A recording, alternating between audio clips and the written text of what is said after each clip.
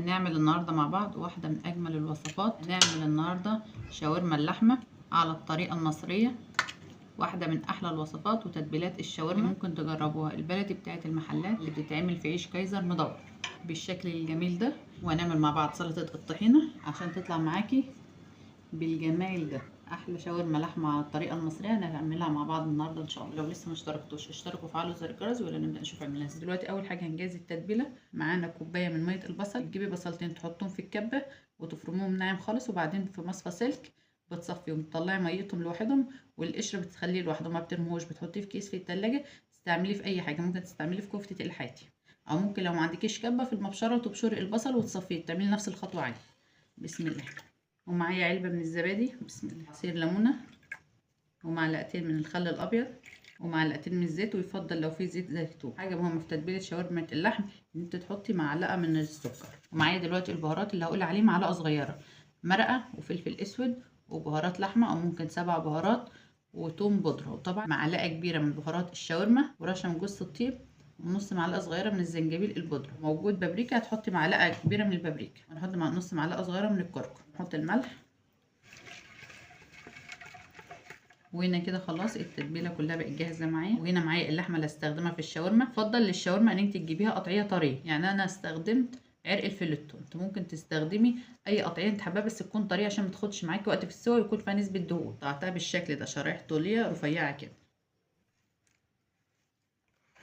ونقلبها كده كلها في التتبيله كويس كده. بعد ما خلصت خلاص بقت الشاورما جاهزه معايا. هسيبها في التتبيله دي في التلاجة ليله كامله، او ممكن انت لو ما عندكيش وقت تسيبها 3 4 ساعات، بس اهم حاجه ان انت تسيبها على الاقل 3 ساعات. ودلوقتي هعمل الطحينه. وطبعا الشاورما المصري بيتعمل معاها طحينه مش توميه. معايا اول حاجه طحينه خام، ضيف لها عصير ليمونه كبيره، معلقتين من الزيت، معلقه من الخل، شويه من الكمون، واخلط كده الطحينه مع بعضها.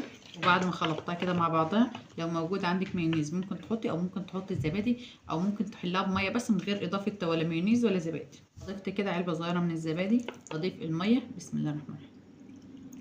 هضيف الميه تدريجي عشان ما تحلش معايا زيت، وطبعا انت بتظبطي القوام اللي انت عاوزاه. وكده خلاص الطحينه بقت جاهزه معايا. اخر حاجه اضيفها لها هي الملح. حطي الملح والدقات تشوفي كده ملحها مظبوط ولا لا. ودلوقتي بعد ما سبت الشاورما في التتبيله ليله كامله، دلوقتي طلعت حطيتها في مصفى عشان تصفي اي سوائل زياده فيها. اهم حاجه ان ميبقاش فيها سوائل خالص. ودلوقتي حطيت طاسه او جريل على النار، اي حاجه موجوده عندك، وحطيت فيها معلقتين من الزيت. ممكن تحطي معلقتين من الزيت ومكعب من الزبده، او لو موجوده عندك ليه هتبقى افضل كتير طبعا. وهسيبهم يسخنوا جامد. اهم. ودلوقتي هنزل بالشاورما، بسم الله الرحمن الرحيم. لما تنزل اسمع الصوت ده كده ان هي سخنه كده. شايفين بعد ما نزلنا الشاورما مش هنقلبها ولا هنيجي يمها، النار عاليه زي ما هي، ما هديتش خالص. في الوقت ده هبدا اقلب فيها، بس طبعا هي لازم هتنزل سوائل بس مش كتير زي ما تكوني منزلاها على النار بارده، او تسيبي النار هاديه زي ما احنا شايفين كده، حاجه بسيطه كده. وهنسيبها لحد ما تتشرب. وهنا كده بعد ما الشاورما ما عادش فيها اي سوائل خالص، كل اللي فيها دي المواد الدهنيه اللي نزلت من اللحمه واللي احنا كنا حاطينها. كده هنضيف بصلتين، بسم الله الرحمن الرحيم، مقطعاهم جوانح رفيعه بالشكل ده. وطبعا انت لو عاوزه تكتري كميه البصل او تقلليها عن كده اللي انت حباه. وهنسيب البصل مع الشاورما يدبل شويه. دلوقتي بعد ما ضفت البصل وسبته حوالي 3 دقايق، هضيف قرن من الفلفل الاخضر وقرن من الفلفل الاصفر، كمان قرن من الفلفل الاخضر. ودلوقتي بعد ما ضفت الفلفل معايا طماطميه مقطعه مكعبات صغيره وحايشه القلب بتاعها عشان ما يبقاش فيه ميه ويخلي الشاورما معايا ميه. اقلب كده الطماطميه مع الشاورما. بعد ما ضفت كل الخضار والطماطم هسيب الشاورما على النار 5 دقايق بالظبط.